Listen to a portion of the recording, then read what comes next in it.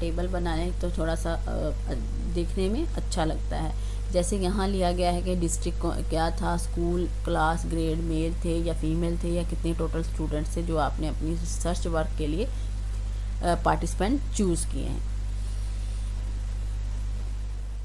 इसी तरह question number 7 है हमारे पास, how did you try to solve the problem, कि आपने किस तरह से स्टेप बाय स्टेप सारा प्रोसीजर लिखना है, कि आपका जो प्रोसीजर है कि किस तरह से आपने कोई एक्सपेरिमेंटल रिसर्च ली है या किसी से कोई टेस्ट कंडक्ट करवाया था।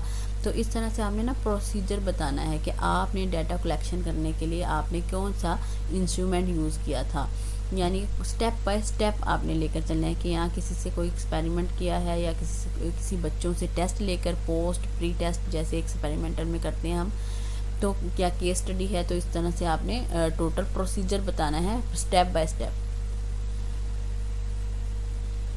जैसे यहाँ बताया गया है कि ये पर्पस ऑफ द स्टडी बताया गया है, उसके पार्टिसिपेंट कितने थे, क्वेश्चनियर था, लिकट स्केल था। तो इस तरह से थोड़ी सी इसकी डिटेल बतानी है आपने।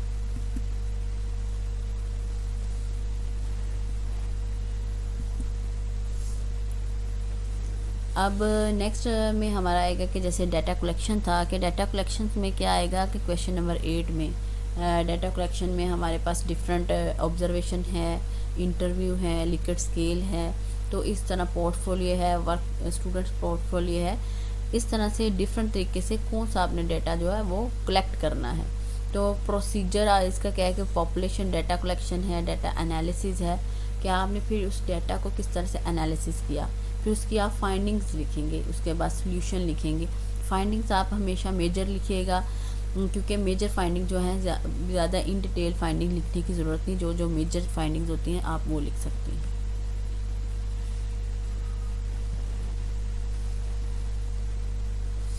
और साथ में आप इसके कोई क्वेश्चनियर है तो वो अटैच कर सकते हैं, कोई फाइंडिंग्स का टेबल है तो वो भी आप इसके साथ अटैच कर सकते हैं क्वेश्चन नंबर 8 में।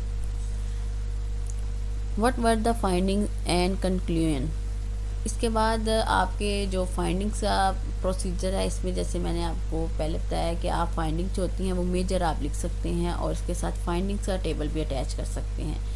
डाटा कलेक्शंस में या इंस्ट्रूमेंट में आप कोई क्वेश्चनियर आपने बनाया है तो वो आप क्वेश्चन नंबर 8 के साथ अटैच कर सकते हैं।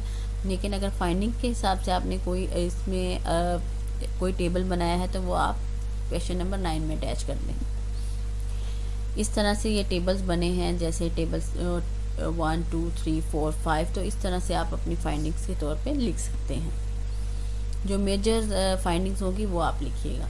अब समरी ऑफ द प्रोजेक्ट है कि समरी ऑफ प्रोजेक्ट में आपने डिफरेंट तरीके लिखने हैं, कि इसमें आपने पूरा 9 जितने भी आपके क्वेश्चंस हैं उसको सबको थोड़ा थोड़ा एलेबोरेट करना है, थोड़ा थोड़ा बताना है उसके बारे में कि आपने जो समरी थी ये सबसे पहले जो आपका टॉपिक। फिर इस तरह समरी में आप अपने वेरिएबल जो है उसको थोड़ा सा बताएंगे। वेरिएबल के बाद आप उसके जो हमारे जो आपकी स्टडी के ऑब्जेक्टिव्स है वो आप इसमें थोड़ा सा डिस्कस करेंगे। फिर उसके बाद जो मेजर फाइंडिंग्स हैं वो आप डिस्कस करेंगे।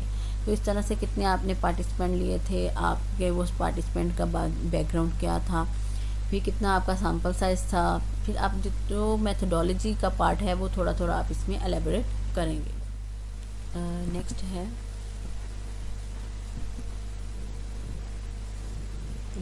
इसमें जो क्वेश्चन है वो है रिफ्लेक्शन। आप इसमें रिफ्लेक्शन ज़रूर लिखिएगा कि आपकी रिफ्लेक्शन में आप लिखिए क्या सीखा, इम्प्रूव्ड टेक्निक्स, टीचिंग स्किल्स सीखी या क्लासरूम मैनेजमेंट, इसमें फ्रैंकली स्कूलिंग क्रिएशन, इसमें डिफरेंट किस्म के जैसे क्लासरूम मैनेजमेंट बताया गया है कि आपने अपना खुद का रिफ्लेक्शन लिखना है कि आपने इस रिसर्च वर्क को करते वक्त क्या क्या सीखा, आपके अंदर क्या चेंजिंग आई, आपको क्या नई चीज़ जो है वो आपको लगी कि आपने ये सीखी है।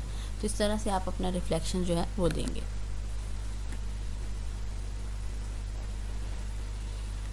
इसमें जैसे यहाँ बताया गया कि एवैल्यूएशन टेक्निक्स हैं। जैसे क्वेश्चन नंबर 12 है कि what has it added to your professional skills as a teacher, और एज अ टीचर आपने प्रोफेशनल स्किल्स क्या क्या सीखी। जैसे यहाँ बताया गया है कि सेल्फ कॉन्फिडेंस है, कम्युनिकेशन है, लीडरशिप है, ऑर्गेनाइजिंग है, इनोवेशन है, कमिटमेंट है। कि इस तरह से आप बताएंगे कि आप